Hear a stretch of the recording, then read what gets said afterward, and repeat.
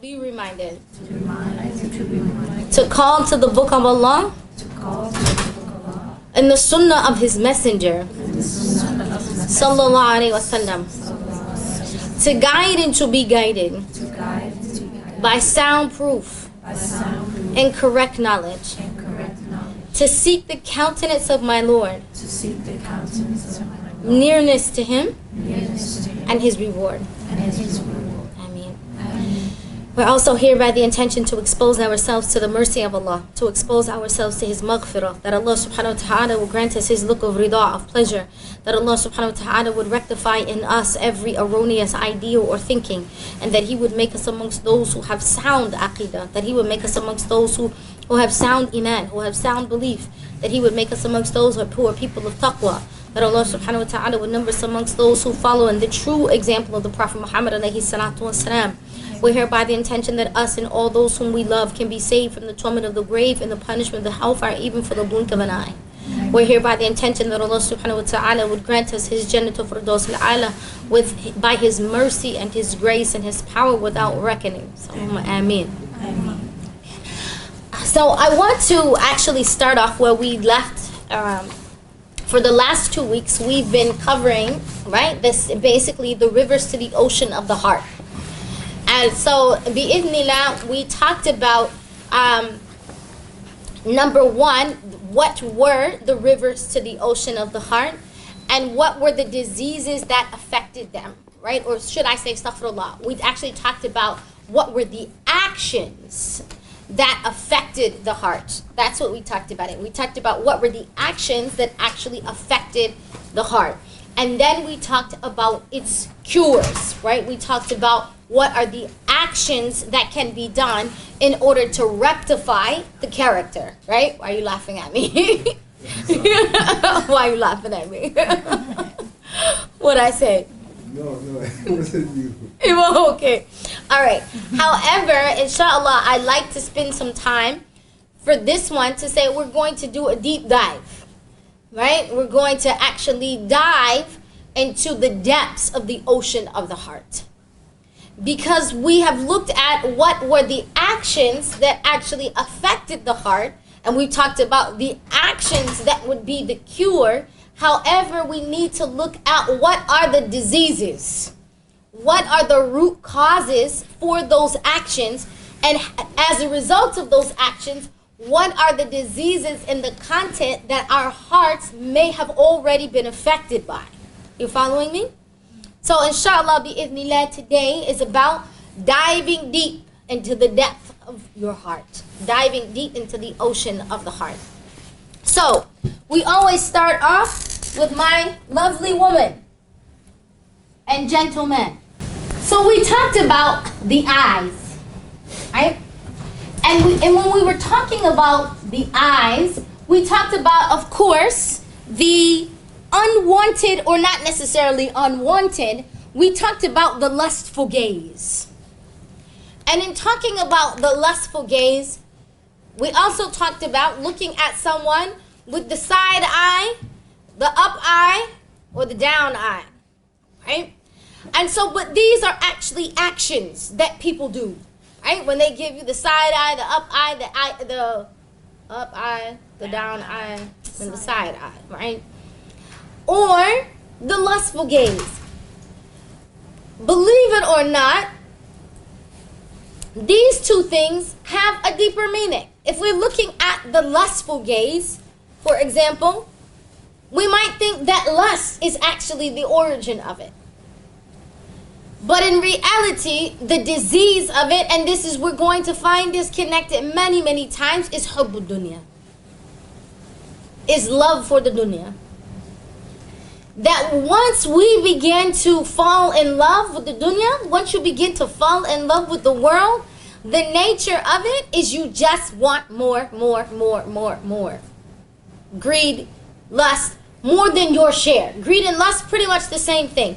Whether or not you look at food and you're like, I just want some more and some more and some more and some more. You ever have like that slice of cake and then you're like, maybe I just have some more.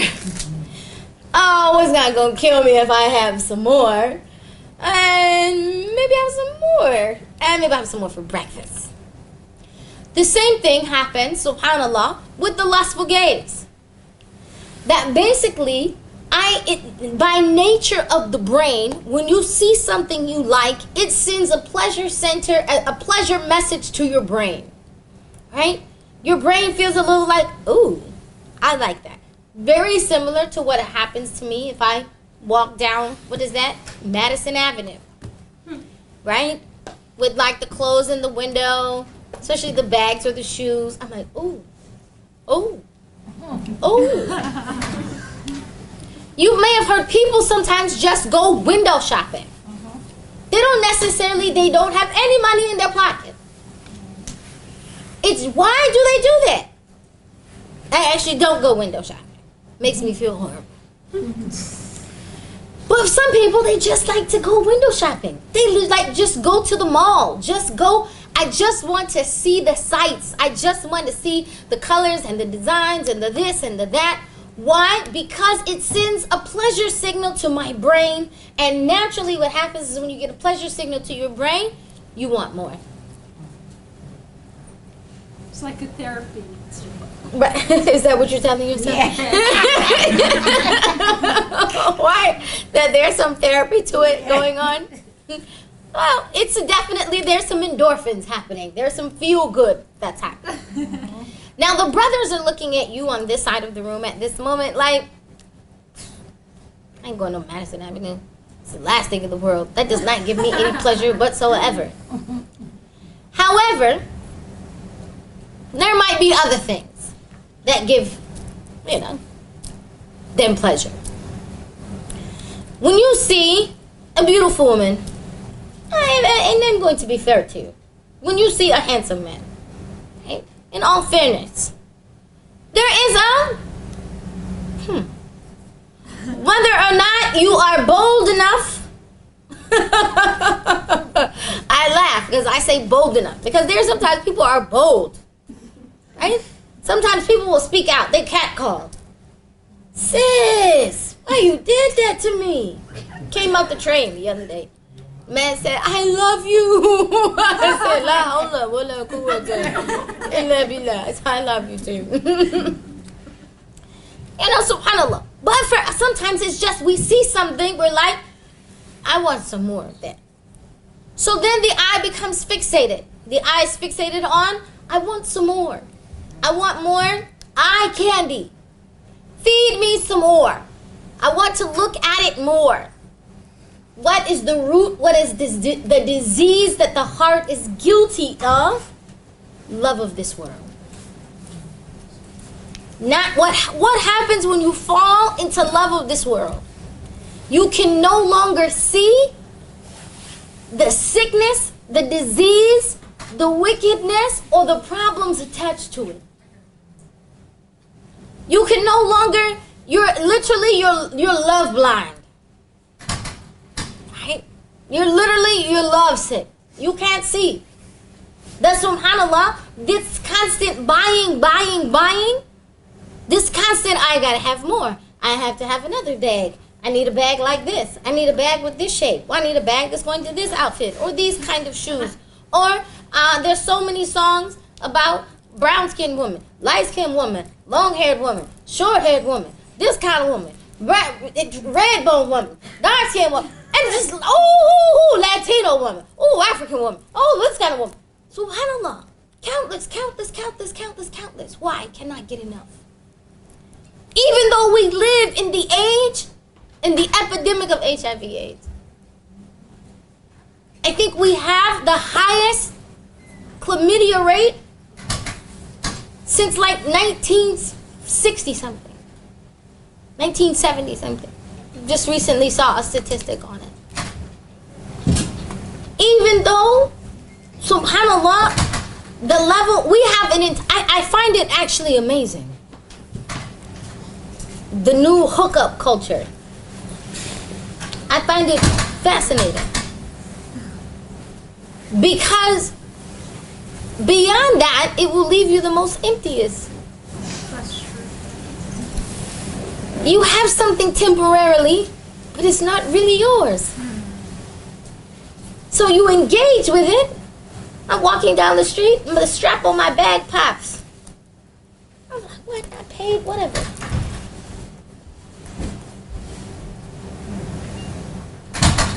Hookup culture. You know, we connect. We have some kind of fun. We went out. We did this, whatever. And then that's it. We're done. I'm sorry. Didn't work out. I don't know. My mama don't like you. Or my mama's never going to like you, so I was never going to introduce you to my mama anyway. Or whatever. I've had my fill. And then people feel more empty.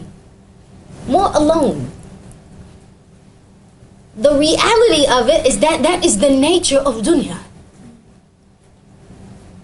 Is that subhanAllah, at the end, we will dive deep. 6 feet under. They will throw dirt on our face and never look back. May visit you on occasion. But the nature of the dunya is it never loves you back. Never. It always will end with emptiness. That's the nature of dunya. How do you take something that is of this world, and that so that it doesn't become just strictly from dunya? By intention. Now, don't lie to yourself. Don't tell yourself you swipe it on Minder. Because I'm looking for a righteous wife. Right? I'm looking for some halal loving. Don't lie to yourself. Sometimes you just swipe it because you just get the kazoo. He's cute. Oh, what does he do? Oh, she's cute. What does she do? Oh, let's just hook up. Let's just go for a time. Sometimes we're just swiping because pleasure center. Just I'm getting something from it.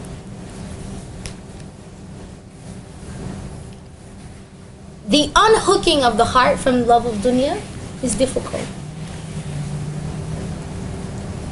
The only way, there's only one true way to fall out of love with dunya. You have to fall deep in love with Allah.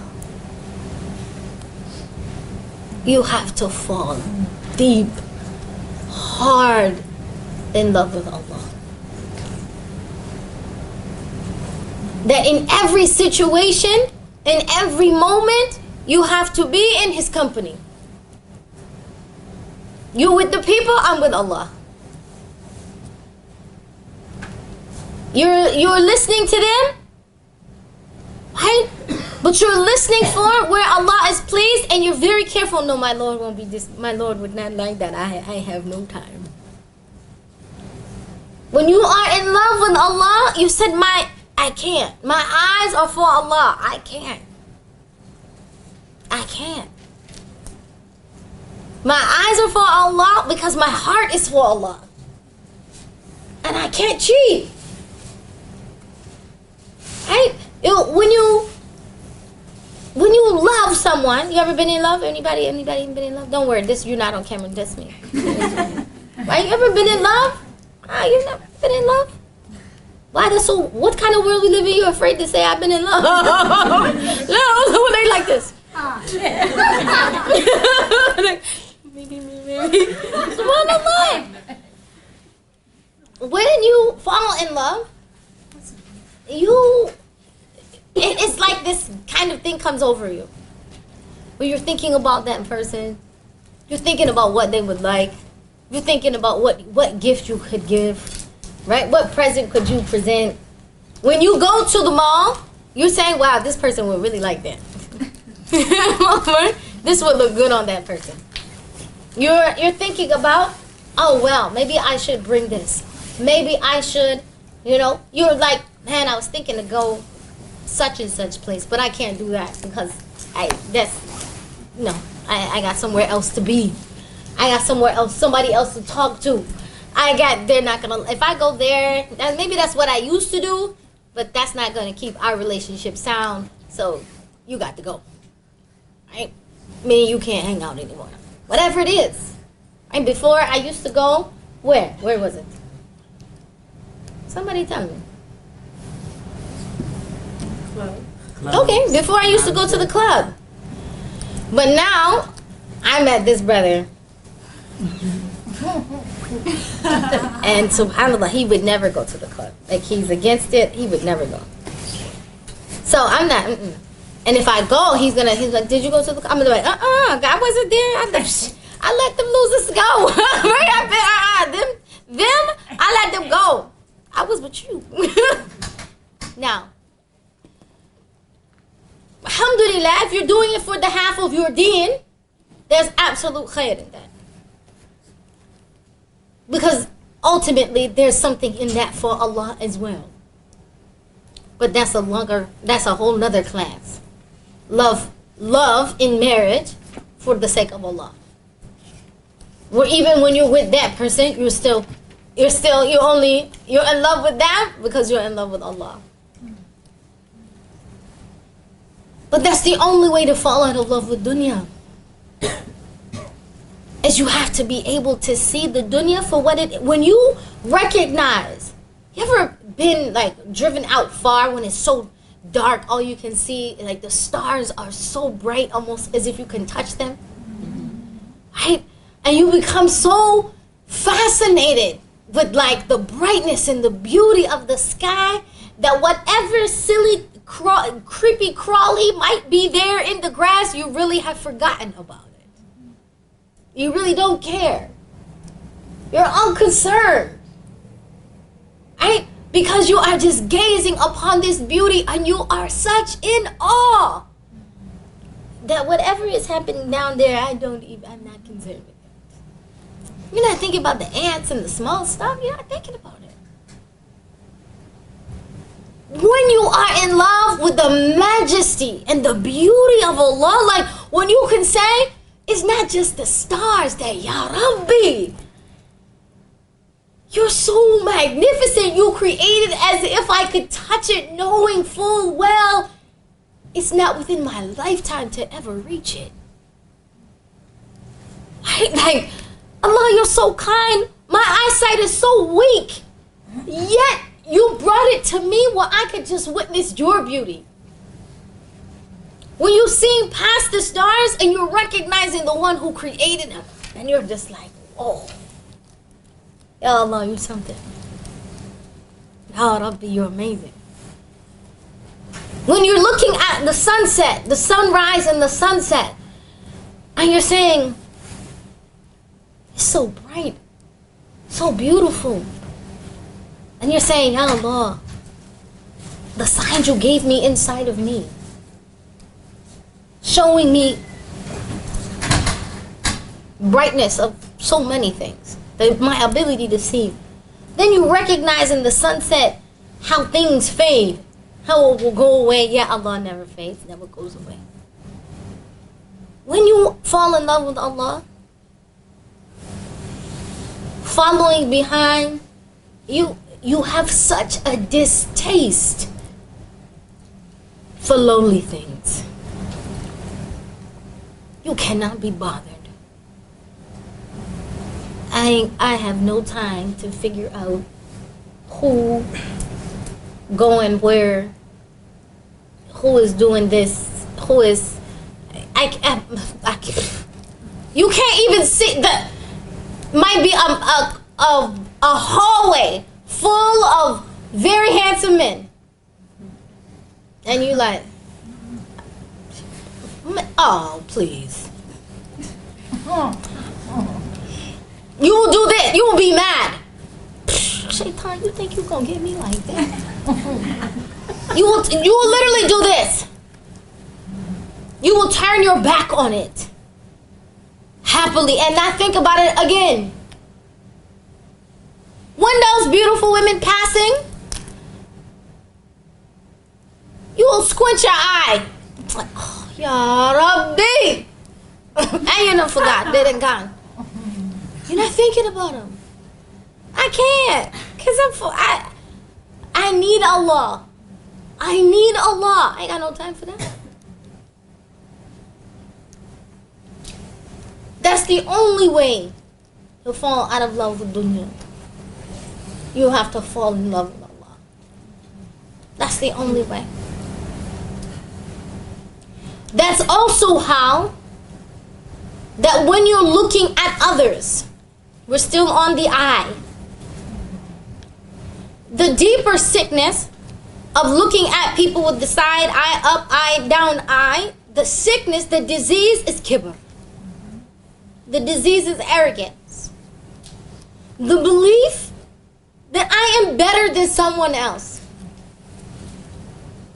That's really the sickness. The belief that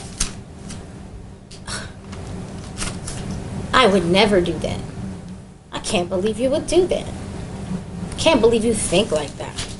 Can't believe you would behave like that. You remember the story we told last week about the Sahaba? No, that wasn't. Sorry, that wasn't you. That was the women. About the Sahaba of Rasulullah alayhi salatu wasalam, who in the evening, right, when Umar ibn al-Khattab, he was told by the Prophet alayhi salatu wasalam, the next man who walks through the doors from Ahlul Jannah, right, and the man, he was someone who every night he would remove it from his heart, right? Why would he do that? Because he's familiar with the narration of the Prophet alayhi salatu wasalam that says you can go to bed a mu'min.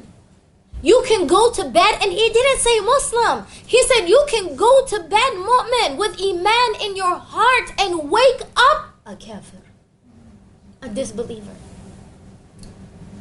How does that happen? They asked, Ya Rasulullah, Kaif? How does someone go to bed a mu'min? Not just a Muslim, not just one who was merely submitting, someone who had belief in their heart. How do you go to bed a mu'min and wake up a kafir? Kaif, Ya Rasulullah? The belief that you were better than somebody else. Kibr. That is the kind of sickness that eats away iman. It will eat away your iman until you have nothing else. Why? Allahu Akbar. Allahu Akbar. The mu'min, the muhsin, the mukhlis, the one who is sincere knows kufr is around the corner. Disbelief is a real possibility. That is a real possibility. وَإِيَّاذُ بِاللَّهِ مِنْ ذَلِكَ. It is not a guarantee. The gift of La ilaha illallah Muhammadur Rasulullah sallallahu wa salamu alayhi is just that. It's a gift. You don't own it. You actually have to say, Ya Rabbi, I want it. I'm begging you. Please, never let me be a disbeliever, Ya Rabbi. You could give me any trial, but not that, Ya Arhamar Rahimin. Just don't make me a disbeliever. Because that's a gift. You don't own it. You have to nurture it. You have to say, Ya Rabbi, I want it. I want you. I love you. You saved me. You saved me. Please, don't send me back there. Allahumma salli wa sallim wa sallim. How? Connection. How do people fall into arrogance? Because something in this dunya they love so much that they thought if I had this connection to the disease. You following me? Arrogance is connected to hubbu dunya. Why? Because I thought if I had more of the dunya, if I had more degrees, I had more children, whatever, I had a better car, I had better clothes, I had better whatever, I believed that I was better because I had these things. So because I believed I was better, this led to, because I had more of these things, I had more of this hubbul dunya, because I actually had value in it. Even though the Prophet ﷺ told us that if Allah subhanahu wa ta'ala thought this dunya was even worth the wing of a mosquito, He would not have given it to any of the disbelievers. If this dunya was worth the wing of a mosquito, that's how much He's like, I'm not concerned with the dunya at all. So then why didn't He put us in the dunya? To sift out. Where are you? Is your heart attached to lowly things? Or your heart is attached to the magnificent? not magnificent things, to the magnificent. That's what the Prophet ﷺ, he said to Umar ibn Khattab. Forgive me, guys. He said to Umar ibn Khattab when he's sleeping. And when he wakes, he's sleeping on his mat that, subhanAllah, is made from a leather skin and it's stuffed with the date husks. And when he has this, imprint, when Umar comes to visit him, he sits up and he has the imprint of it on his back and on his face. This is the beloved messenger of Allah, alayhi salatu wasalam. He's khuluqul adhim. What does he say? Right? Umar stops weeping. He's like, Ya Rasulullah, why are you sleeping like this? Kings are sleeping on, beautiful mattresses and beds. Why are you sleeping like this? And he said, Ya Umar, what do I have to do with this dunya? What did the Prophet alayhi salatu wasalam, he didn't teach you, he didn't come here to teach you how to be, how to better your life in the dunya. He said, I came to bring you home. I came to teach you how to traverse this dunya so you can get back home. When Allah subhanahu wa ta'ala created human beings, humanity, he created them where? In the dunya? No. Jannah. So anytime you feel like, sometimes some of you are feeling like, I don't know. It's just so, my heart is so dayak. There's so many things in this world. I can't, right? Because you're not from here. This dunya is not your home. So be careful. Was the Prophet ﷺ said this dunya is a bridge. Hurry up and get across it. Do what you gotta do. Right? Wear the right shoes. Don't fall in the holes. Be careful. Do what you gotta do. But get across it. Hurry up. But you can only have that perspective of the dunya if you love Allah. Why? Because you're like, I want to see Allah. There are descriptions of those in Jannah, in the highest level of Jannah. Like, when you hear about Jannah, you hear about, subhanAllah, like there are streets that are paved in gold. There are like, some of the streets are diamonds and emeralds and rubies. And it sounds like, so beautiful. And then there's the description of those in the highest levels of Jannah. And their Jannah is, they gaze upon Allah and never blink. It's like, subhanAllah. To bask in the very presence that is al-wadud, that is the most loving. To bask in the very presence that is ar-ra'uf, the most compassionate, the creator and the source of compassion. To bask in the presence that is an-nur, that is light. To bask any love, if all the people in the world were to turn their love toward you, it would be nothing. It would be not even a drop in the ocean compared to being basking in the love of Allah. Matter of fact, the only reason the people in the dunya love you is from the love of Allah. Allahu Akbar. So if they were all to turn and love you, it wouldn't still be a drop in the ocean comparison to the love of Allah. So to be in that level of Jannah, to bask, subhanAllah, with Ar-Rahman, subhanAllah.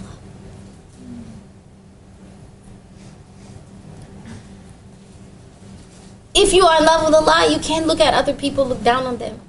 Why? Allah created them too. And He might have created them just for you, for your test, for you to see. Right? When you gaze upon them, what are you thinking?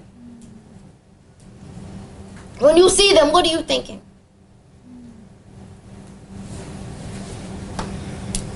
Where's your heart? How does your heart move when you see them? When you interact with them, how does your heart move?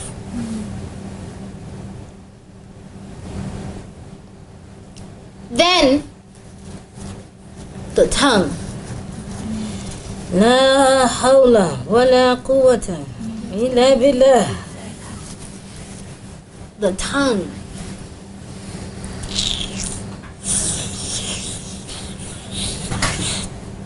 Abu Bakr Siddiq radiallahu ta'ala an used to be found weeping, holding his tongue, complaining to Allah, saying this thing.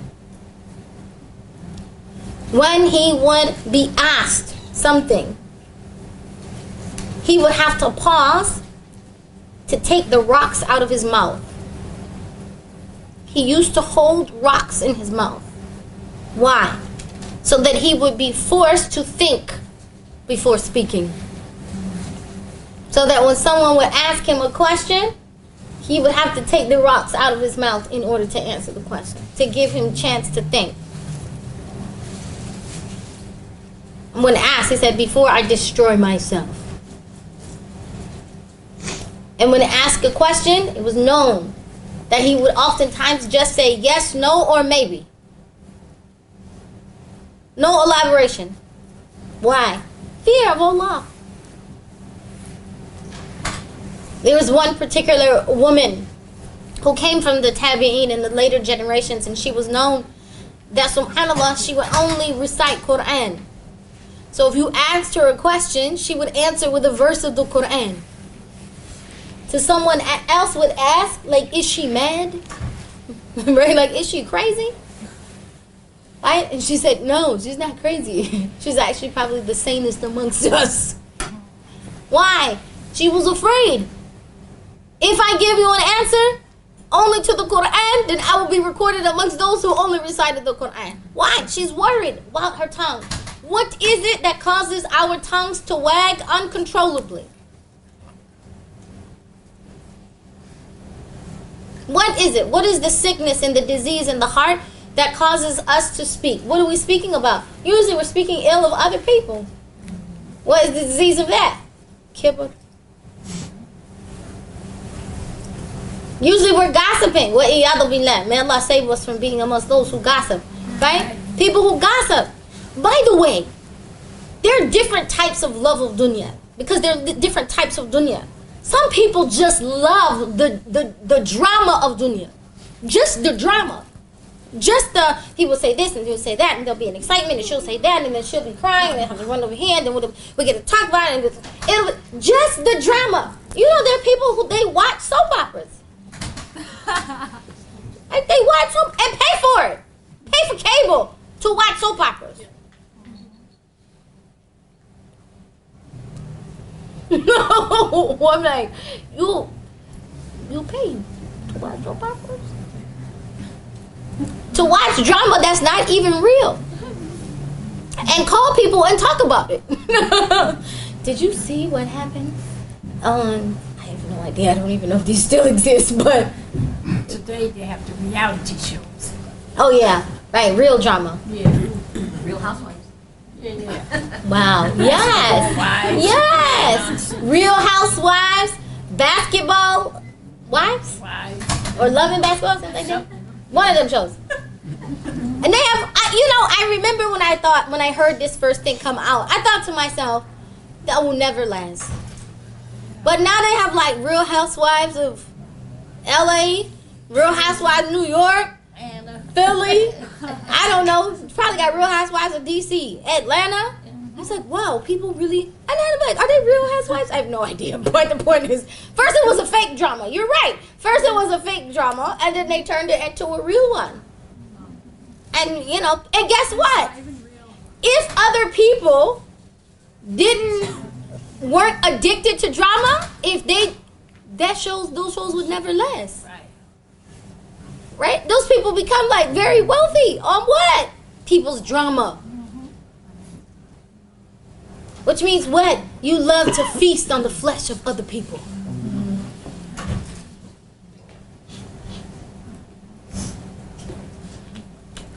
وَإِيَّاذُ بِاللَّهِ. May Allah save us. Why? Because it makes me feel better about myself. When people love to feast on the flesh of other people, why? Because it makes them feel better about themselves. I wouldn't do that. See what she did? See what he did? And, the cure for that is get a life.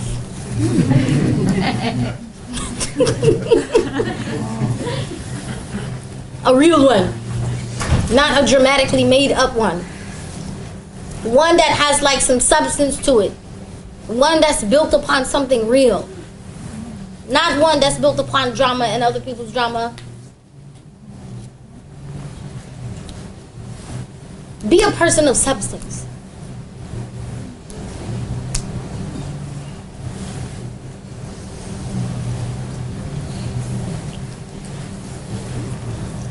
So this is the tongue has multitude. Very similar. How these are connected, that once you see it and attach, once you see it and the heart becomes locked on it, or once you hear it and the heart becomes locked on it, then the tongue will begin to speak of it. Now you have tri-sin. Now you got sin of the eye, the ear, and the tongue. And now you have the disease, you have the sickness manifesting deep within the heart. So I want us to understand, the more you do it, the sicker the heart gets. It's a cycle. The more you engage in it, the deeper the disease. The more difficult it is, obviously, to get rid of the disease. So recognize that if you find yourself, wow, I'm a person who actually likes drama. You have to watch yourself to do that, right? I'm a person that when somebody tells me some juicy gossip, you tell me something juicy, I'm like, ooh. Even if you say, you don't have to, don't worry, I'm not going to tell you about it. What happened? And then she said, what? Oh my goodness. And who else was there? And then what? Okay. I leave. I go to someone else. You ain't gonna believe what I heard. But you ain't gonna believe what I heard. I want to talk about it. Now, if you are in a position that you are a judge, you are in a position where you need there's something, that's different. Obviously, anybody a judge in here? No judges. None. Anybody a therapist? Alhamdulillah. Your case is different. You get to listen for the sake of healing. Anybody else? Judges, healers. Anybody need to know because they help people get married? No? Then everybody else, we're like, trouble. Okay. Lastly, again, I can't say, we keep repeating the same disease. If you are taking, when we talked about the action of stealing, the action of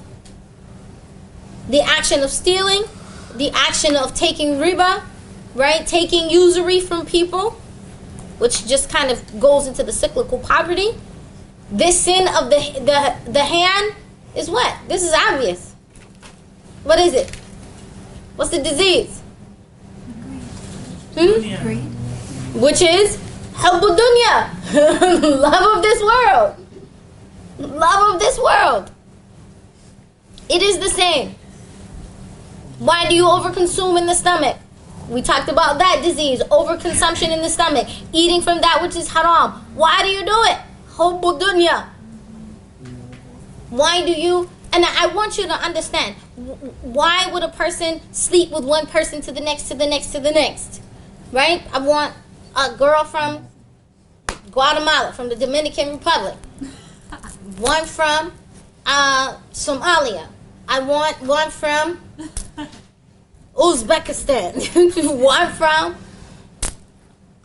Malaysia. One from, sorry guys. One from, now I need an Egyptian, need an Arab to, fill out the mix. Now I want one from, gotta get one from, downtown New York, or whatever. Gotta get this one. Why? Hubbul dunya. Why? How could your heart beat that? Because you're not attached to Allah. Does that mean you don't think of Allah? No. You can think of Allah. But whether or not your heart is attached to Allah is something different. You could, subhanAllah, Rasulullah alayhi salatu wasalam said there is a lump of flesh. Beware. That was how it begins. Beware. There is a lump of flesh that is in the body that if it is made sound, then the limbs will become sound. But if it is sick, then the whole body is sick. So if the heart is sick, you're going to gaze upon haram. You're going to listen to haram. What you're talking about is haram. What you're going to partake in is haram. What you're going to do with your stomach, with your private parts is haram. Where you're going to hang out, even if you're like, well, I'm not a haram. I haven't crossed the line. I'm right here on the makruh. Right? I'm living on the edge. Right? How much you think? How many actions you think before you fall off the edge? And more importantly, makruh comes from the word kariha, which means to hate. How many actions do you think? Who's hating it? That's the question. When something is makruh, this is like makes me like wonder. People say, "Oh no, it's not haram, it's makruh." Okay, let's figure out makruh. Makruh comes from what? Means what? It's hated. Kariha means to hate. Hated by who? Allah. How many actions you going to think that you're going to do that Allah hates and you're going to have a relationship of love? What person in your life do you constantly, on a regular basis, do something that they hate and they're going to love you? And you tell them, I know you hate it. I know you hate it, but it's not forbidden. Allah, I know you hate it, but you didn't make it forbidden. Is that a heart that is in love with Allah? Abadan, never. Never. Never.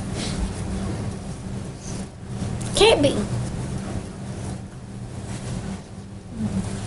Can't be.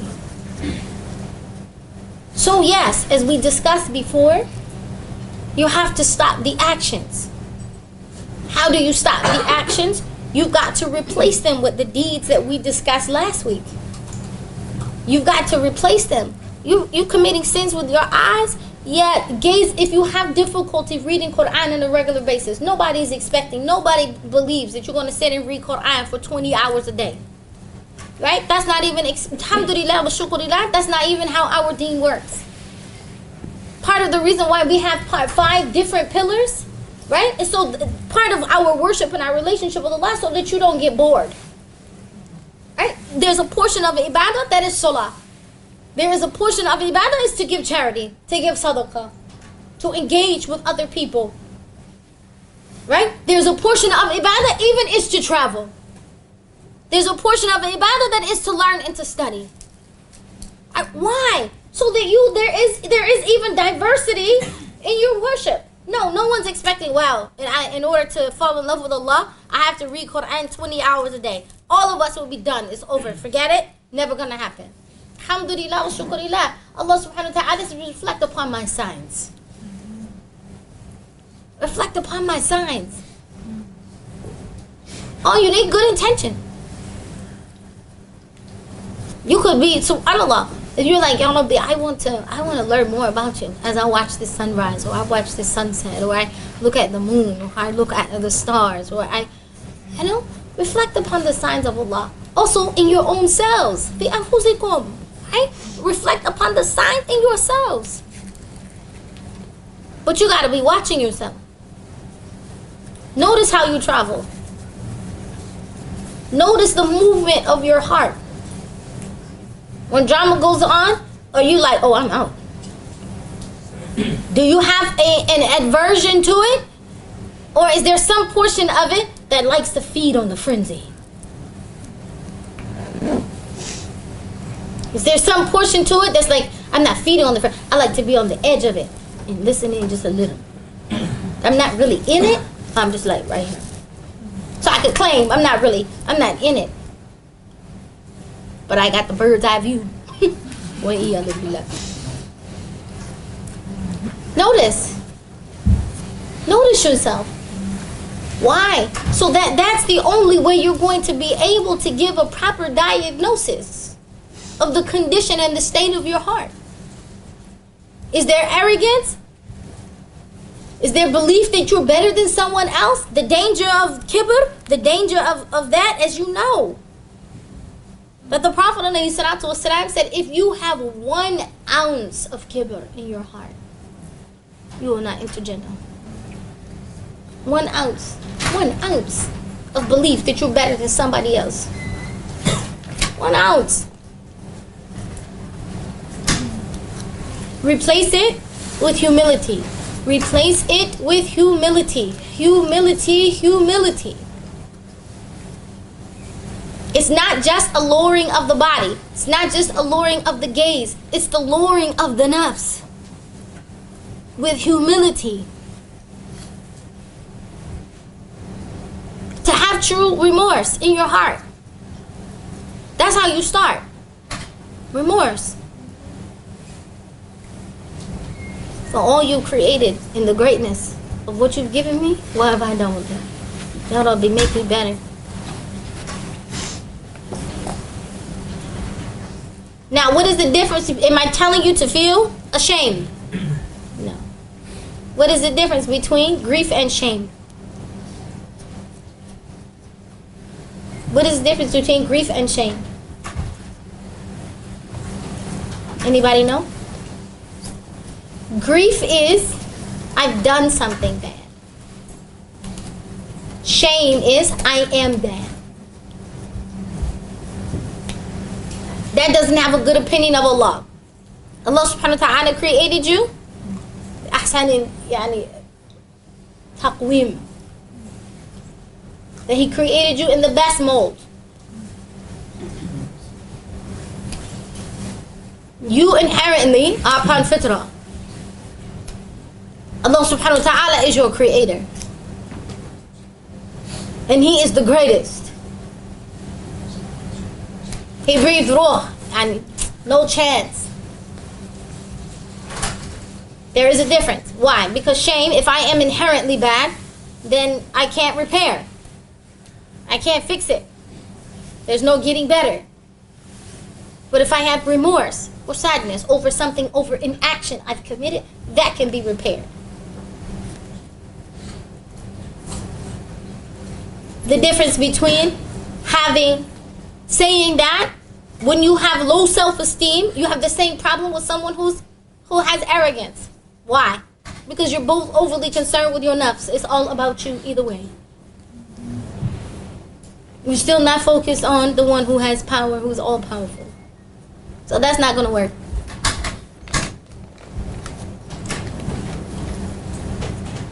Humility is one thing. Having just like low self-esteem, that's you could over concern with your nafs as well.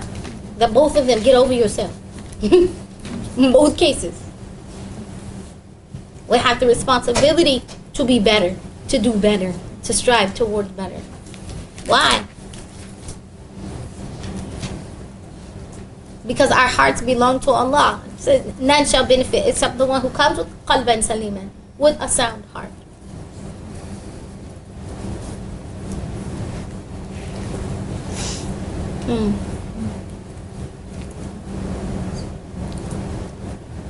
Two things. Have good opinion of people. Have good opinion of people. I have good opinion of Allah.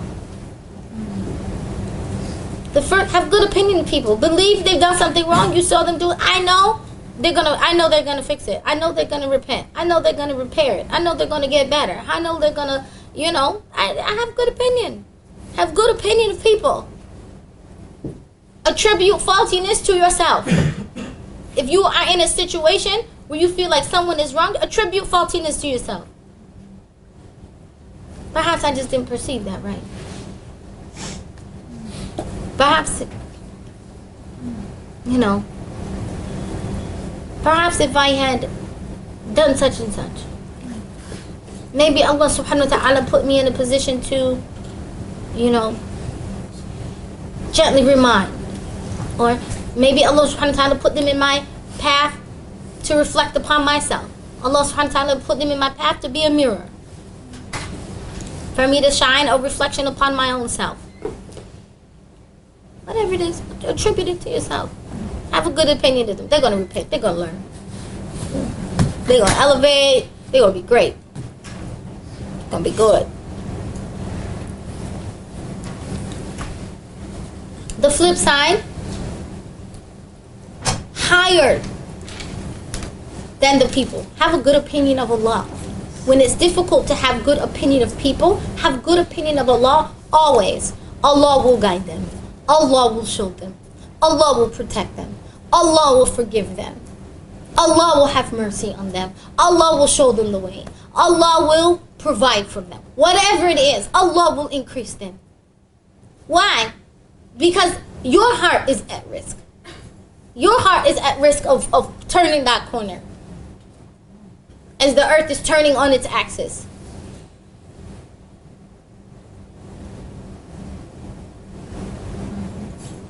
Have a good opinion of Allah.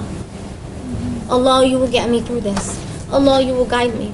Allah, the Prophet ﷺ said, that the servant is, that Allah subhanahu wa ta'ala says, that I am to my servant as he imagines me to be. So have a good opinion of Allah. Believe it or not, when we have the kind of disease in our heart that, we constantly see negative. Oh, that's never going to happen for me. No, that's not how people treat me. That's not how it goes. Oh, that's never going to do this. No, that's for somebody else. Ultimately, that sickness is because you don't believe Allah subhanahu wa ta'ala will give you. Will take care of you, provide for you, be there for you, open the door for you, grant you opportunities. Ultimately, have a good opinion of Allah. Why? If this heart becomes sound, the way you start to view things will become sound. The way you start to hear people and their perspective will become sound. The way you start to speak, the places that you will gravitate toward being, all of that will change. The aspects that lead up to what we culminate as your life will change when you change that which is within. But as long as it's attached to lowly things, it's going to be rough. I'm having a hard time. It's difficult. Nothing's going right. Hey, it's tumultuous. This problem, that problem. Ultimately, it's not the people we're dealing with. It's Allah we're dealing with. It's Allah we're dealing with. So we have to dig deep into the ocean of our heart, because inside the heart are some amazingly beautiful secrets. When Allah subhanahu wa ta'ala gave revelation, He gave it to what? The heart of the Prophet ﷺ. When He gives ilham, when He wants to give inspiration, when He wants to speak to His servant, when He wants to guide His servant, He reveals it upon the heart. Your ability to receive it depends on how murky is the water. How murky is the water, or how clear is the water? How crystal clear. When the water is crystal clear, subhanAllah, that message is going to become clear. Your actions are going to become firm, become strong. It's going to be different than what we may or may not be experiencing now. The only thing that changes perspective from here. And we talked about, maybe 3 or 4 weeks ago, the 40,000 neurons between the heart and the mind, the heart and the brain. Most of us think the center of the human being is the brain, but there are 40,000 neurons sending messages from the heart to the brain. Where you are here controls your thinking, how you think about a thing. We rectify this, other things will change. Bi'idhnillah. Have a good opinion of Allah. Subhanakallahumma wa bihamdika ashhadu an la ilaha illa anta wa nastaghfiruka wa natubu ilayk.